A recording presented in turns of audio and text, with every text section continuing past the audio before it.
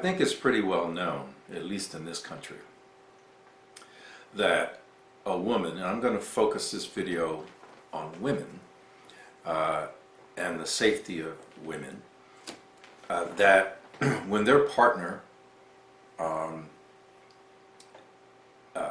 does violence on them, I'm talking about physical violence, we know it as domestic violence, and the woman who is the victim takes action to have that stopped, especially when that action is an order of protection or something of that nature that's official, it's served on the person,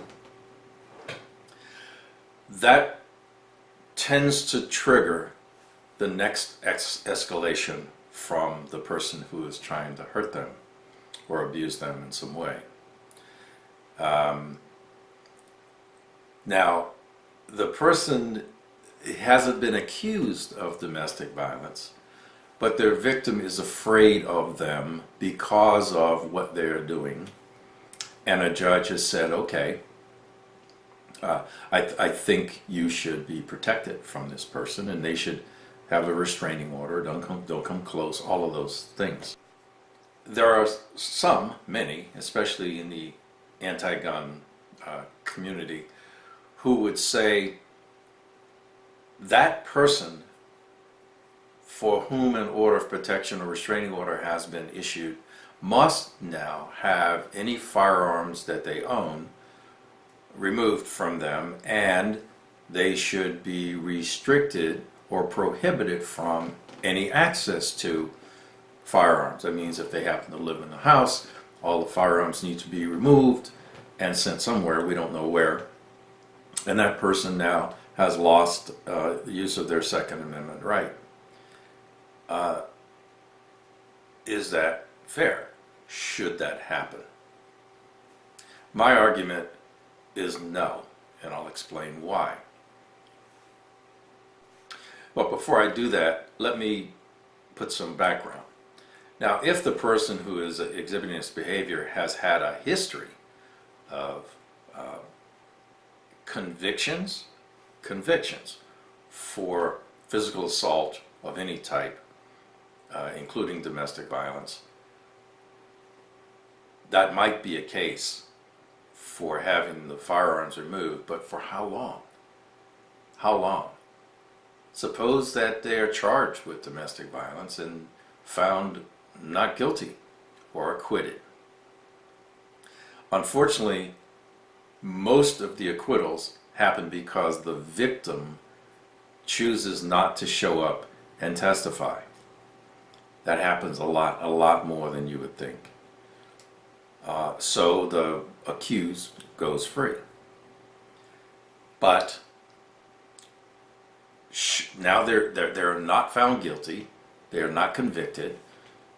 Should they lose their gun rights? No, because a person can be accused of many things, but in our country anyway, if you're not convicted, you're not convicted, you're not guilty of anything, therefore you should not have that particular right removed. And that's why federal law says if you are convicted of a domestic violence offense, whether it's a misdemeanor or not, then you are prohibited, but you must be convicted. Now let's put the shoe on the other foot, because it goes both ways. The person who is doing domestic violence, or the perpetrator, can accuse, so if you let it go that way, can accuse their victim, can accuse the victim of domestic violence.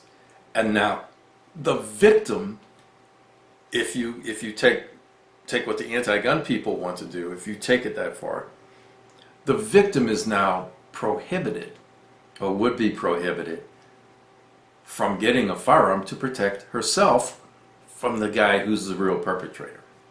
Because you can't have it both ways. Accused means accused. And so the bad guy who is beating up on his girlfriend as a tactic, as a strategy to disarm her, right?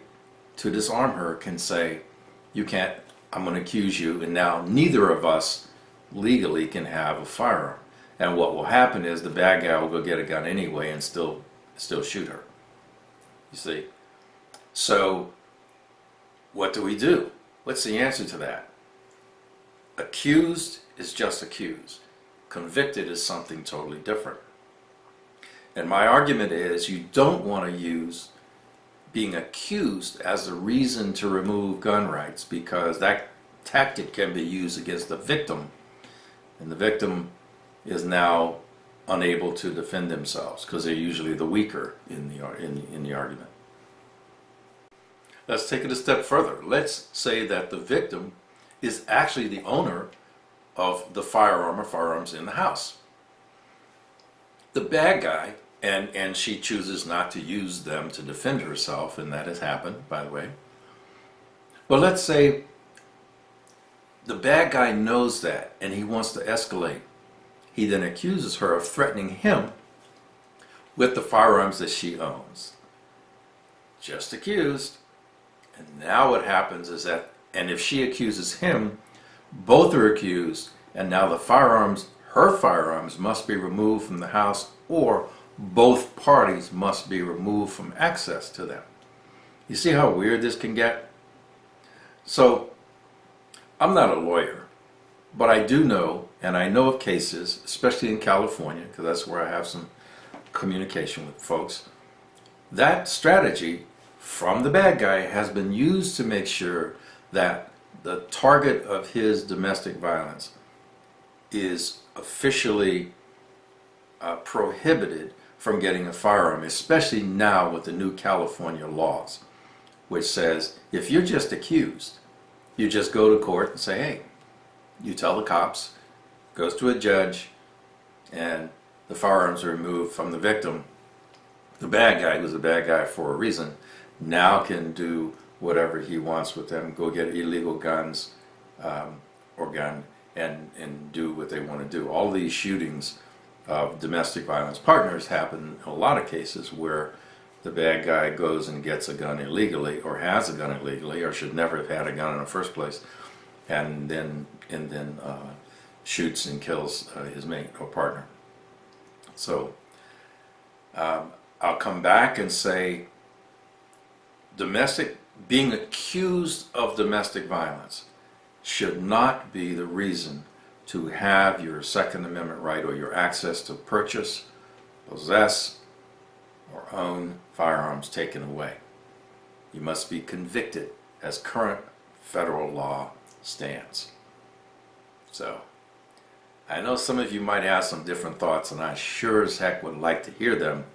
So put them in the comments down below. Your comments are welcome as always. Appreciate your thinking as always. Thanks for watching. Carry on.